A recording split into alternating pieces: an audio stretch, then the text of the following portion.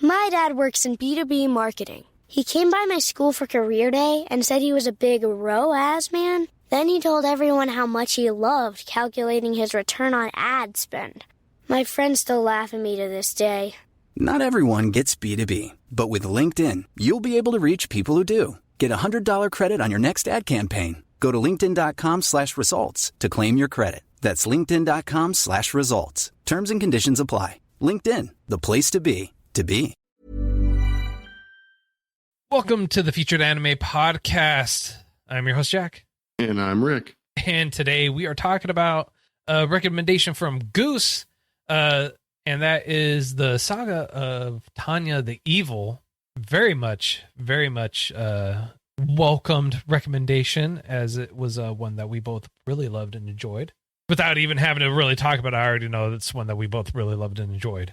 But before that, we were talking about how live-action TV shows, at least for us and our viewpoints anyways, there's nothing really original anymore, hence why we love anime so much, or just another reason why we love anime so much. Talked about the patron-exclusive logo that we kind of been working on and showed off in our patron-only Discord channel. Got some wonderful feedback on there for it, too. And we talked about a plethora of other things. If you want to catch a part of that wide conversation, patreon.com/featured anime podcast. Again, $1 a month will get you access to that bonus content. And if you choose not to support us like that, and you choose to support us through other means, such as maybe buying the series that we're going to be talking about, we do have an affiliate link in our show notes for you. You click on that link and buy anything using that link.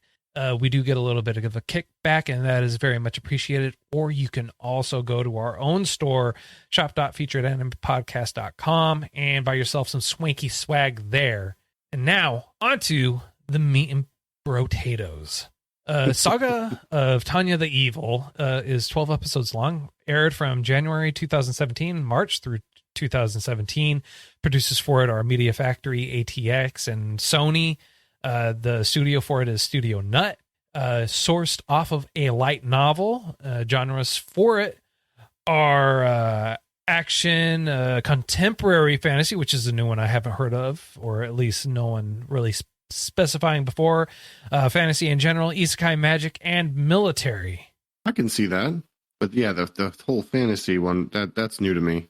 Yeah, I mean, like, they had some other unique like themes, I want to say, kind of like tied to it, which was a little weird, but I felt like there wasn't a need to go and specifically highlight those. I feel like those are the core themes that I listed out. I thought contemporary fantasy would be unique and interesting to list off, so that's why I did. Fair enough. I wonder if it just means like it's contemporary, man. History kind of thing. It's contemporary. All right. What's contemporary actually mean? I've heard of contemporary music, but I've never heard of contemporary anything else. Yeah, I don't know. I'm not going to ask. I'm not going to question. It is what it is. Fair enough. It is.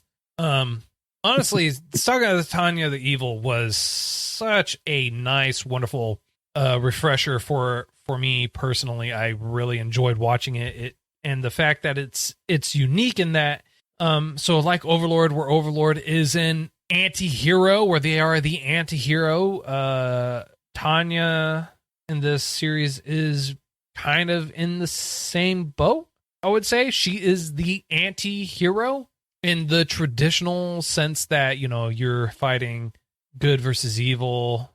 And what's actually happening here, and where the isekai portion of it comes from, is before she came to this world, she was a businessman, followed the rules, was kind of very heartless, had all sorts of personality complexes.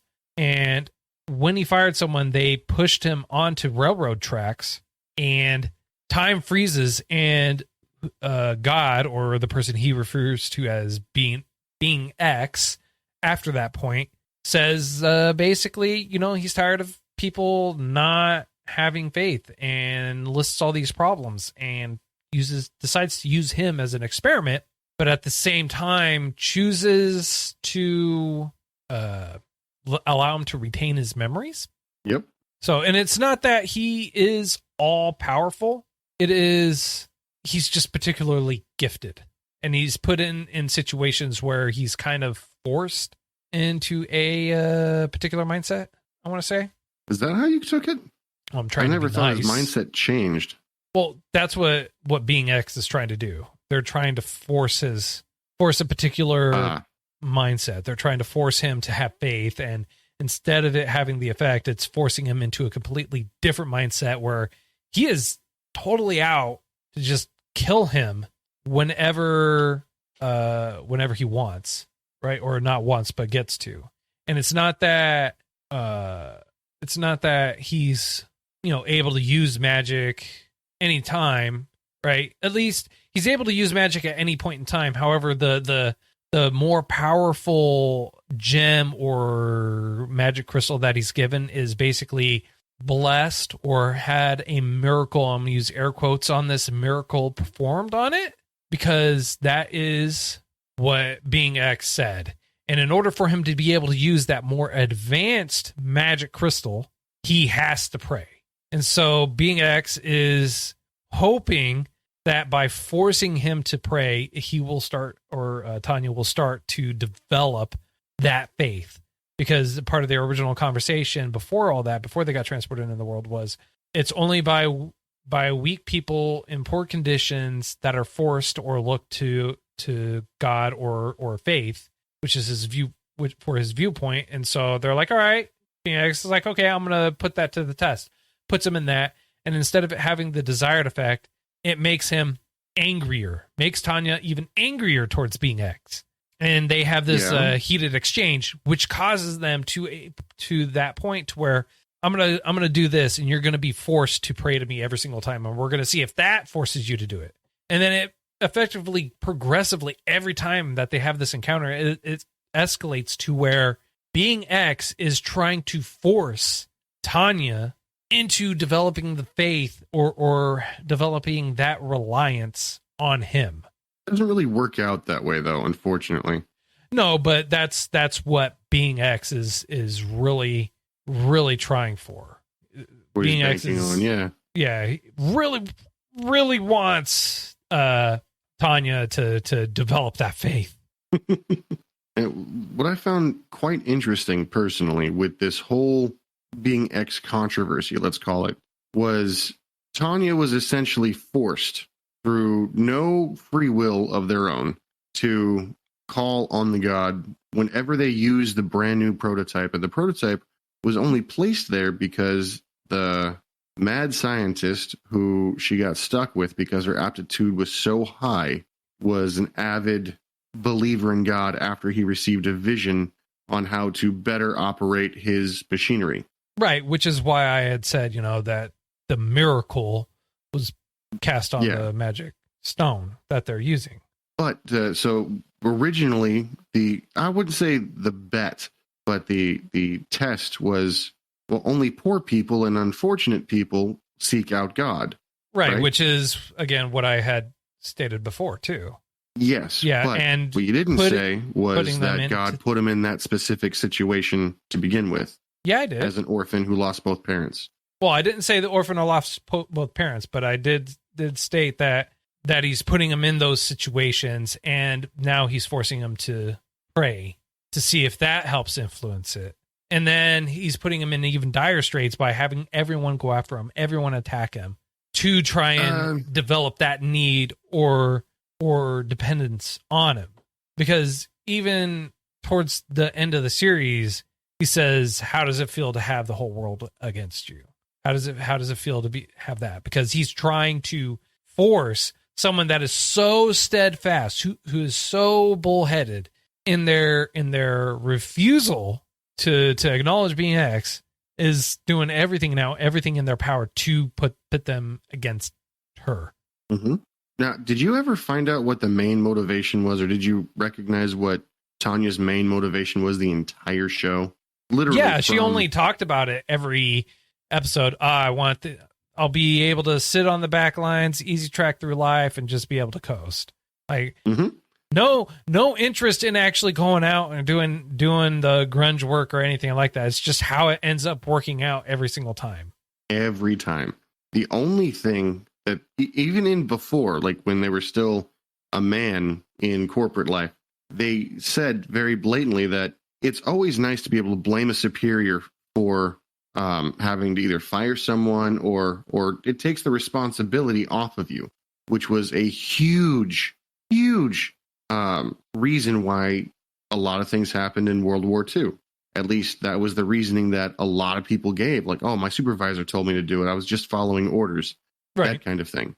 Yeah, but they also highlighted rules too. Like as long as you just follow the rules, it'll be the easiest and quickest way to rise the ranks. So that way you can, have the easy life. And that more so was Tanya's large focus was following the rules. So that way you could just ride the easy train. Try and not cause waves. Try and not cause all these problems or issues. Just do what you're supposed to do. Follow the rules. The rules say listen to me. Guess what?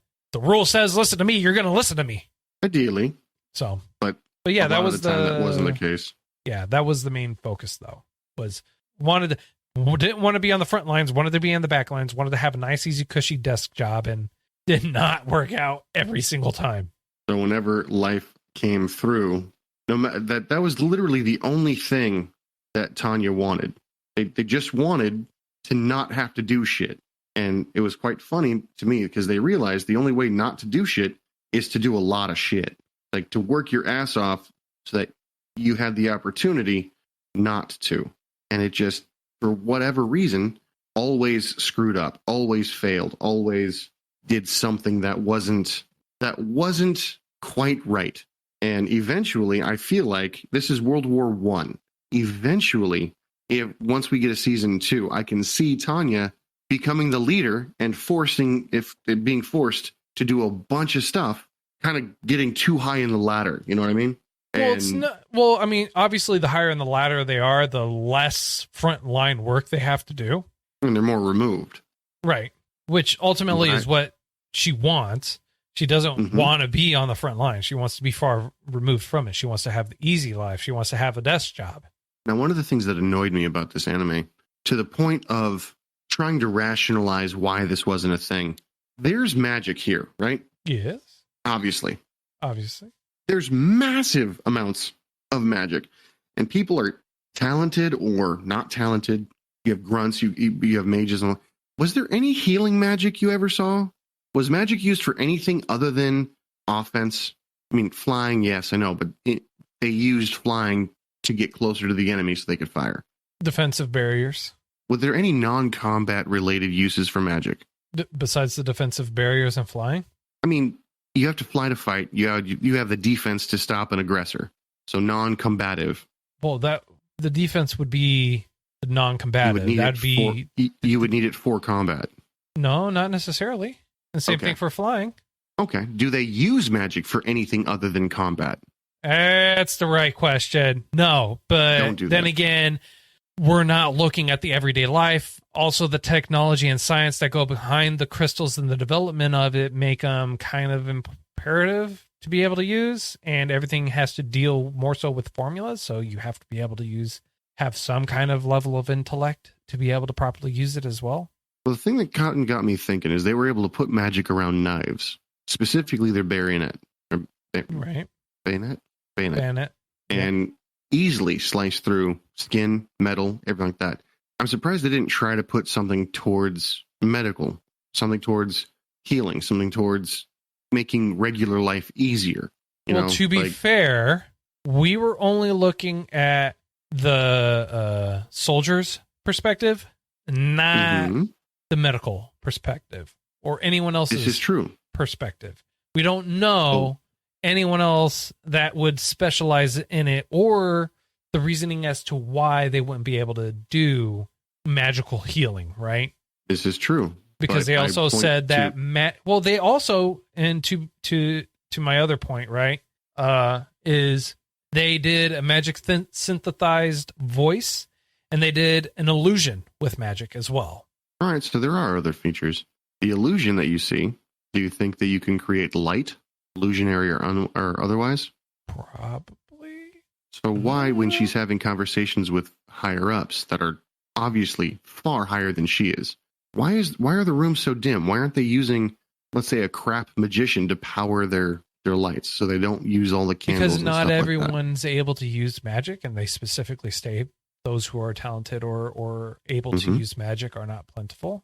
And so even the thought process, levels. yeah. So the idea behind it would be like, oh, let's use obviously someone who has some kind of magical aptitude instead of putting them on the front line, have them light up houses. No, they're going to use it for the war, for the military.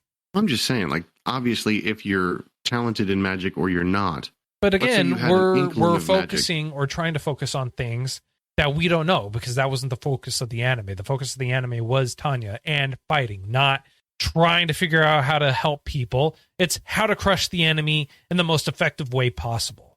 That's fair. Although I took it as a futile effort to be lazy. And I figured she was, at the time, incredibly talented with magic, which should, in theory, lend to a little bit better life of luxury when she's in the office, let's say. She'd be able to use stuff like that. We never see it. I get that. But you're talking on hypotheticals and ways to try and figure out how it is. Well, it doesn't need to make sense to you. Like, that's the thing. You need to stop focusing in on, like, oh, well, why didn't they do this? Might not exist. Might not matter. She doesn't care. That's not the primary focus. Her primary focus is to be able to live. And, oh, gee, I can heal someone else. Let me spend all this time trying to figure out how I can heal someone else when I am being told I have to do this is not going to be an effective use of her time. And it goes against what her superiors want, which would be true. Following the orders, following the laws, following the rules, which is what she is told to do. Except in the latter part when she takes command for herself. True. However, that was more of a reactionary measure because she knows what will end up happening, and she knows what being X is ultimately going to do.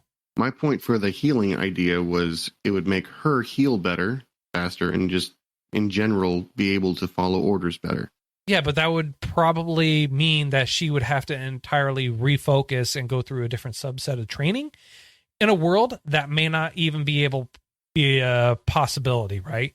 They may not That's true. be able to affect life forms in that manner, because for them to fly, they have to have a mechanical piece of equipment to help them fly.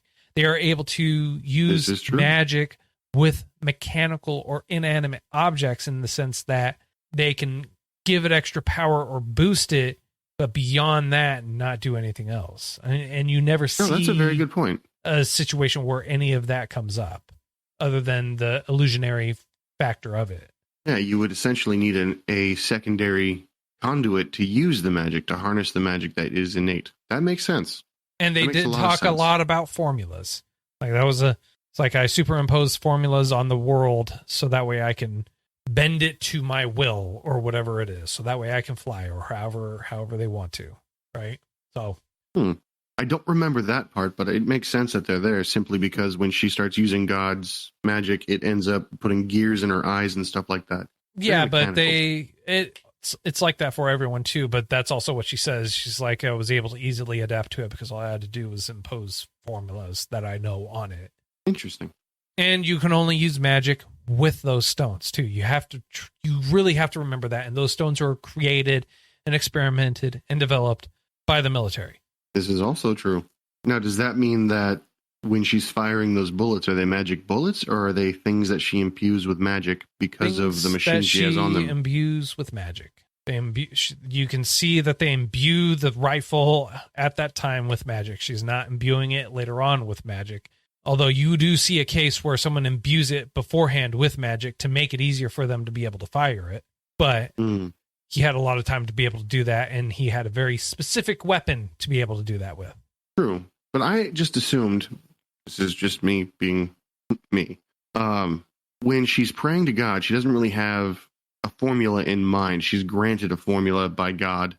And I love the fact that she's praying ironically, because she doesn't believe, but in order to use the power, she has to offer Well, it's a not prayer. that she's being granted the formula. She knows the magic that she wants to use. She has to pray to be able to use the stone so that way the magic can be used. You'd figure if everyone knows that kind of magic, or if it's teachable, why wouldn't everybody use the nuclear explosion that she basically uses every time? Because she starts the praying? stone that she uses is experimental, and the amount of magic that she has is higher than a normal person's, which allows her to be able to use it. But even that is inexhaustible. So the magic she has is inexhaustible.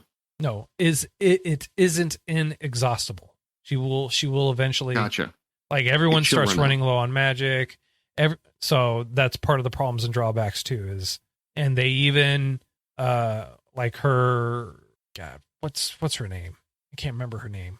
Not Tanya. You're having a Rick moment. The sidekick with blue eyes. Yeah, Victoria. Yeah, she. You see that she starts falling down because she starts getting low or weak on magic, and same thing with like the first lieutenant when she becomes in charge of her own battalion. There's a couple points where he starts getting low on magic, and same thing with other people. And it's also commented several times too that is also an effect, a side effect, so to speak. That makes sense. I wonder if praying to God will reinvigorate your original supply. Let's say you ran low, right? If And that instead were of the using case, it to- they would do that, and that would have been a major plot point, but that wasn't it. It was only to be able to use it, and he specifically told Tanya, in order for you to be able to use the magic, to use the stone, you have to pray. Because That makes sense. the one that she was wearing was, quote unquote, blessed or had a miracle performed on it. So, thinking along those lines, would that mean the other guy that was blessed was using a special thing as well? Or he was just overloading the stuff? What are you talking about? The guy that God blessed after the fact, like Right. the one-eyed man. Uh-huh. He didn't have an experimental gem, did he? Probably did, just not the one that they were using. But he Okay. was probably blessed with a little bit more magic and willing to kill himself too. So, Okay. Not something I understand, but that works. Yep. I mean, do you have any other hypothesis or anything else you want to get off your chest, sir? None that'll stand being shot down. I got plenty of theories, but none of them are accurate, and a lot of them have the wonderful ability of having a shit ton of holes because I haven't really thought them through. Okay. All right. Yeah, I was just wondering, just asking because you know what, man, and you never know. Maybe further on when we keep talking about it, it might trigger something else because I thought of a bunch of shit Okay. that would either make the lore a little bit more beautiful or a little more full, if that makes any sense. Okay. Who knows? Maybe all my answers would be solved in the movie. Never know. Because there is a season movie. 2. Or season 2. Yes, there is a movie. Yes. Which we did not watch and we will not be talking about today. Other Anyways. than to say they exist. Yes, obviously. And season 2 will exist soon, hopefully. I do like the character dynamic and the overall artwork for this series as well. You can tell, like, in general that Tanya is all the cylinders are not firing with her. The way she looks, the way she acts and everything like that, she is not firing on all cylinders. And rightly so. I mean, like there's a very good reason as to why that is. I'm not gonna try and deny that, but like the overall mentality and viewpoint and I want to say really kind of plays a big part in it. And they do, so this is taking place during World War I. They do specifically state too, and they give reason as to why Tanya's able to join the military, despite the fact that she's only a child, and she's been in the military for a couple of years. So you do get an accurate timeline. By the time the season 1 ends, she's 12 years old, if I'm not mistaken, maybe 13. I have no clue. But they do specifically state the reason why that even though she's a child, and even though, there are women in the military in World War I, which was not a thing in our real world, aside from the magic not existing in our real world either, wasn't a thing back in World War I, is because they're able to join even though they're children, even though they're women, because they have magic. And that was like magic. Being able to use magic was such a finite resource. People being able to use it was just so far and few in between. They're like, we don't care how old you are. We don't care what gender you are or anything like that. You can use magic. You're in. No questions. No ifs, ands, or buts. You're in. If that dog over there that's sitting down on that corner that's, chewing on grass, he could use magic. You bet your ass he'd be in the military too. That cat too. That rat that's over there. Yep. Them too. They'd be in it too. So. Well, I mean, if you take a look at the mental state that you were referring to earlier, no one in our history who spoke to God had everything firing according to the records. You know what I mean? And they were all, if it became public knowledge, they were all ostracized.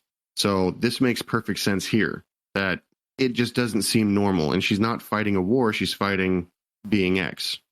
Right. However, I would claim that viewpoint is debatable. It's personal. And personal. It's just me. It is just you. So, and we'll leave it at that. But sticking to the anime, we will definitely agree that she is off her rocker for sure. Because I mean, you would be too if you're fighting not just God, but people trying to kill you sent by God. Or being X, as she keeps referring to them. Yes. Being X. Whereas everyone else is believing being X is their God. Exactly. Right. So, and nothing in this anime, nothing is more fervent than a true believer.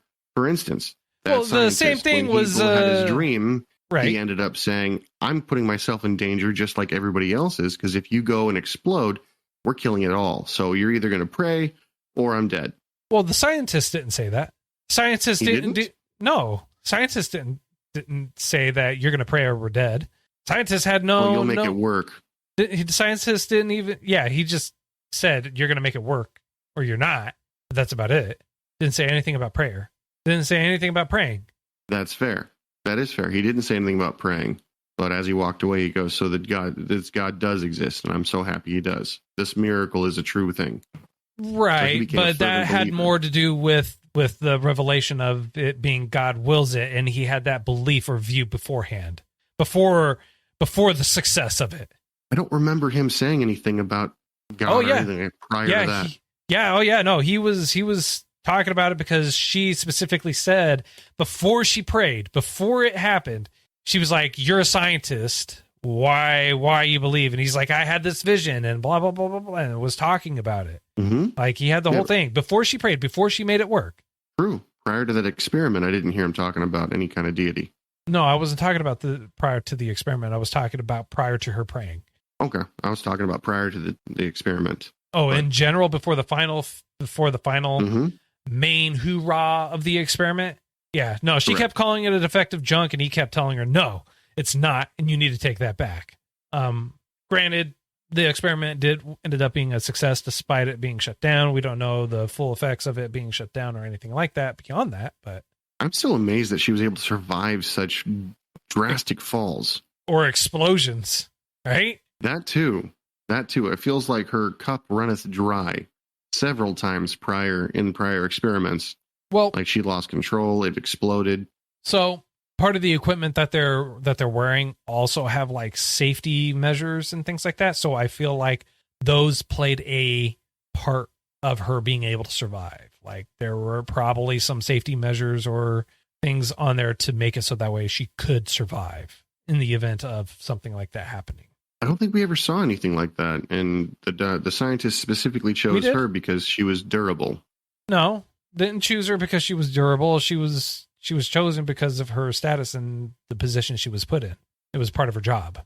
Not necessarily that I'm 90% chose her. Sure the scientist said something like, I'm hoping I get a toy that doesn't break. He said, you're a perfect candidate because you have such a large amount of magic. I would argue that he did it because she was durable, not because she had a large amount of magic. Everyone has been blown up, stabbed, or shot. It had nothing to do with durability.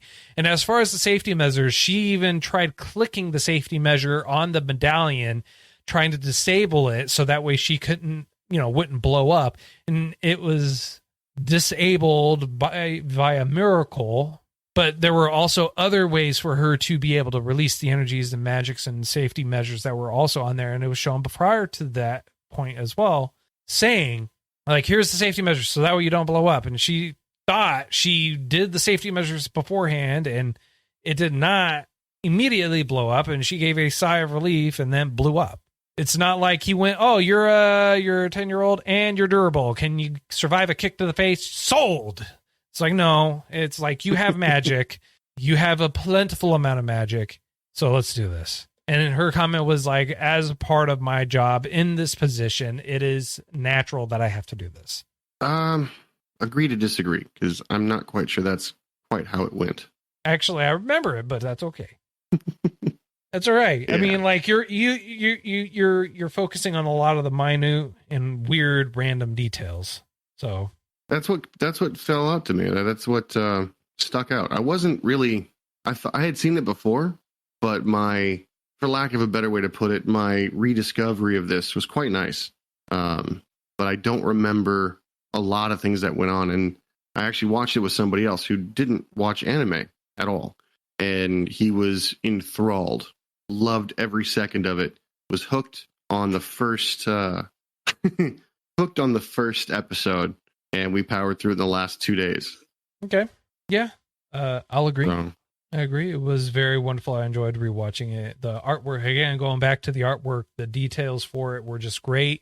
The flow of it was just truly wonderful. I love the even the smallest of random details too. So given the height and everything like that, they definitely, like, when trying to point out, would show her standing on a tippy toe, trying to be professional, but at the same time, it's like, I am like 3 feet tall. Bear with me.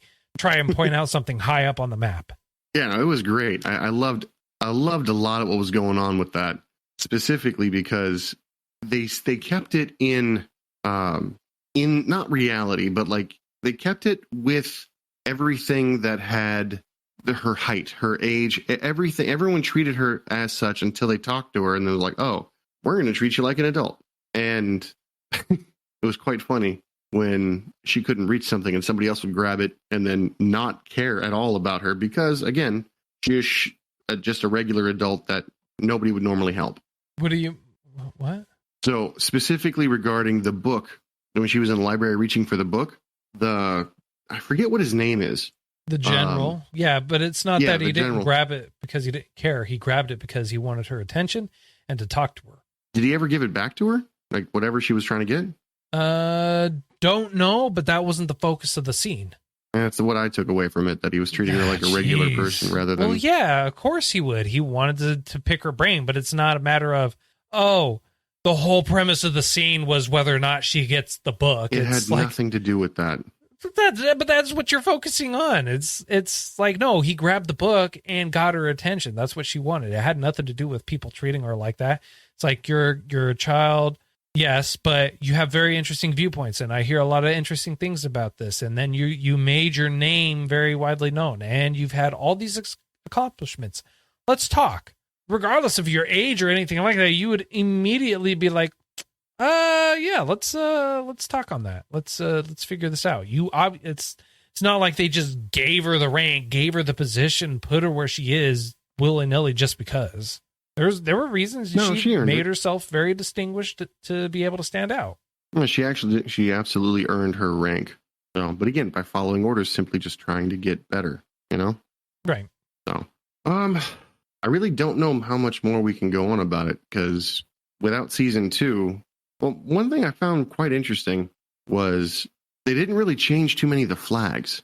And the fatherland is obviously like German because of the flag. But when you're looking at the map, there's obviously Great Britain, there's Italy, there's Europe. I mean, they changed the name. It's meant to be a parallel world to ours. I mean, like, they even called the final scene in it United States. Correct. But they also said that Britannia owned the states. Right, and Britannia. Quite odd.